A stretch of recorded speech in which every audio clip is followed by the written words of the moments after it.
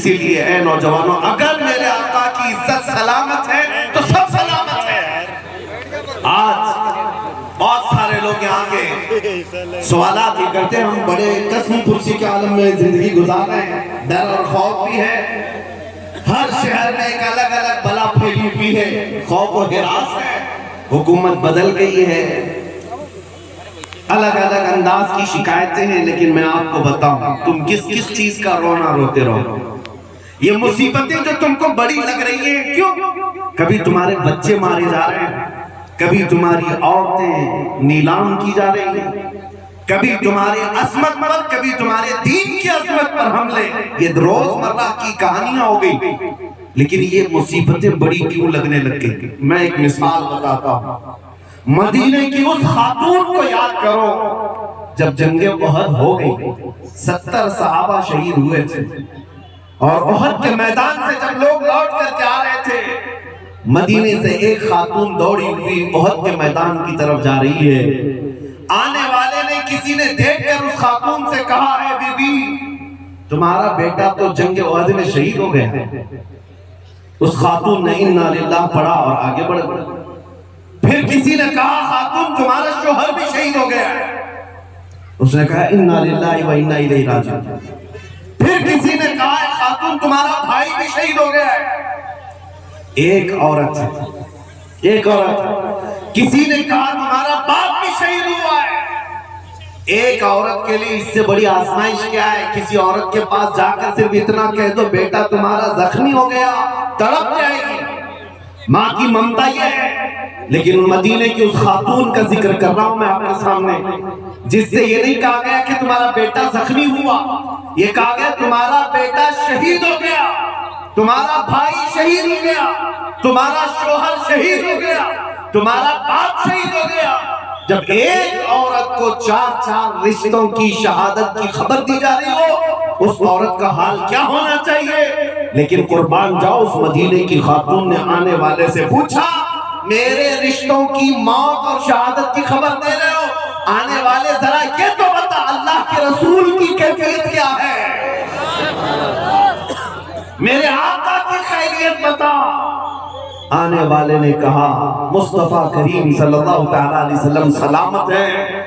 تو جانتے ہو مدینے کی خاتون اپنا آنچل نکال کر کے یہ کہتی ہے، کل مصیبت بعدک جلل یا رسول اللہ، اے اللہ کے رسول اگر آپ صحیح سلامت ہیں تو ہر مصیبت ہلکی ہے، ہر مصیبت چھوٹی ہے۔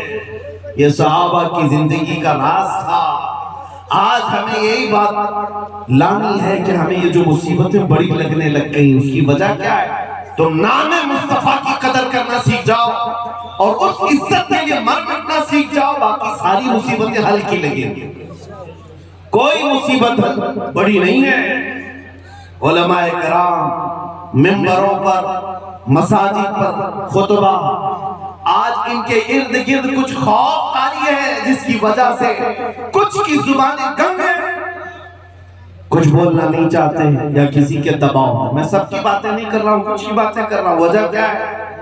ایسا محسوس ہونے لگ گیا کہ اگر میں کھل کر کے بولوں گا تو نوکری چلی جائے گی، صدر صاحب ناراض ہو جائیں گے، کمیٹی ادھر سے ادھر کر دے گی، نکال دے گی۔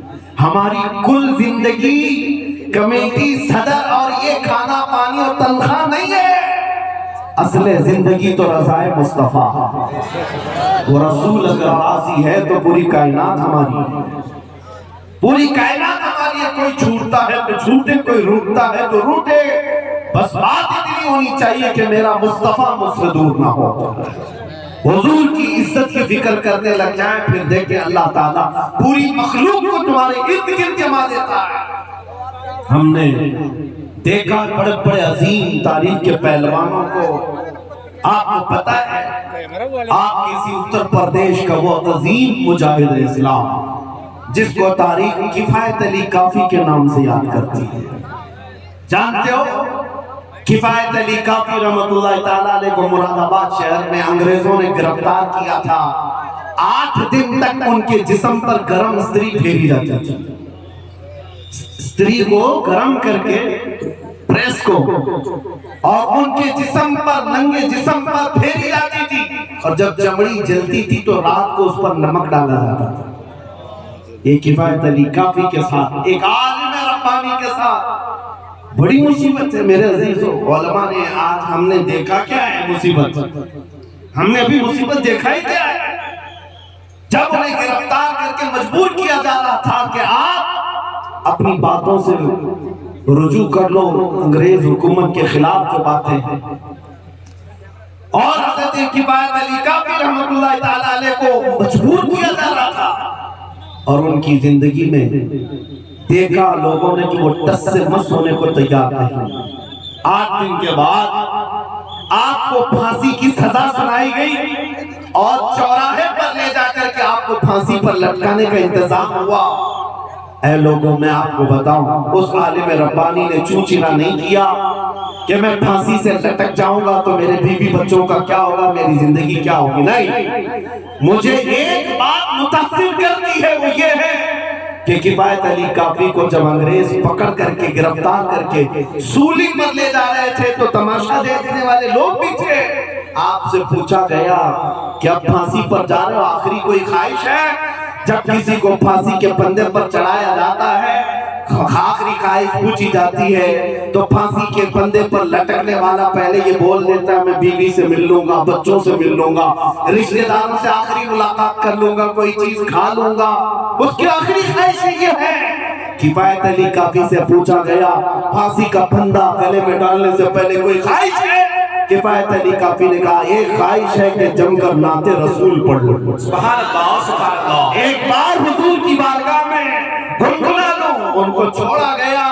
تب کفایت علی کافی گنگنا رہے تھے کوئی گل باقی رہے گا نہ چمن رہ جائے گا، پر رسول اللہ کا دین حسن رہ جائے گا. سب فنا ہو جائیں گے کافی ولیکن حشر تک نام حضرت کا زبانوں پر چلن رہ جائے گا. نعرے تکبیر، نعرے رسالت، بصر کے اعلیٰ حضرت تحفظ ایمان کانفرنس مفتی سلمان اظہری صاحب قبلہ. نعرے تکبیر، نعرے رسالت. میرے عزیزو آپ دیکھنا وقت آئے گا، وقت بدلے گا. ظلم زیادہ دیر تک نہیں چل سکتا، بلکہ ہم نے بزرگوں سے سنا ہے کفر کی حکومت تو چل سکتی ہے، ظلم کی حکومت نہیں چلتی.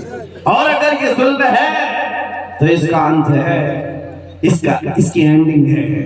لیکن آپ تمام کی ذمہ داریاں یہ ہیں مسلمانوں، خاص طور پر تمہاری آزمائش کا وقت ہے، تمہارے امتحان کی گھڑی ہے.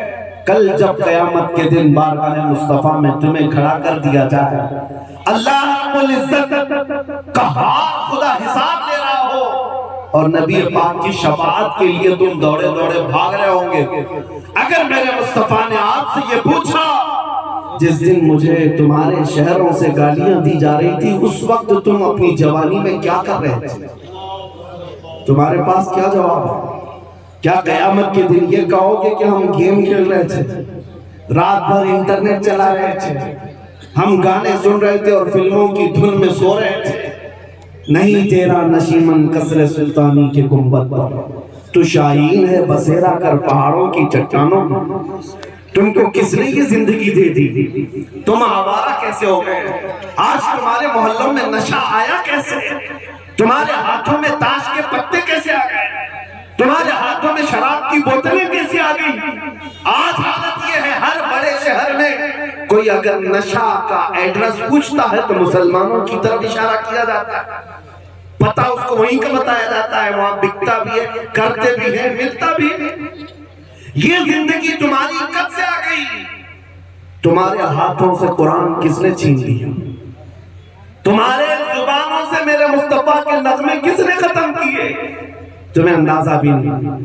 آج ہماری قوم کا ایک بڑا طبقہ نوجوانوں کا وہ ٹک ٹاک پہ مجرے کرتے بیٹھا ہوا ہے، اسے احساس بھی نہیں کہ دنیا میں میرے مصطفیٰ کی عظمت اور شان میں کتنے کتے بھونک رہے ہیں اور تجھے صرف اور صرف جگہ ہسائی کی ضرورت ہے.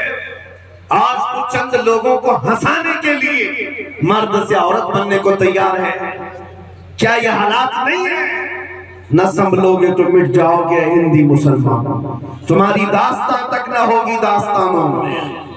اسی لیے بار بار اعلیٰ حضرت نے تمہیں جگایا ہے جس دنیا کے پیچھے تم بھاگ رہے ہو اس کا حال یہی ہے، شہد دکھائے زہر پلائے، قاتل ڈائیں شوہر کش، اس مردار پہ کیا للچائے، دنیا دیکھی بھالی ہے۔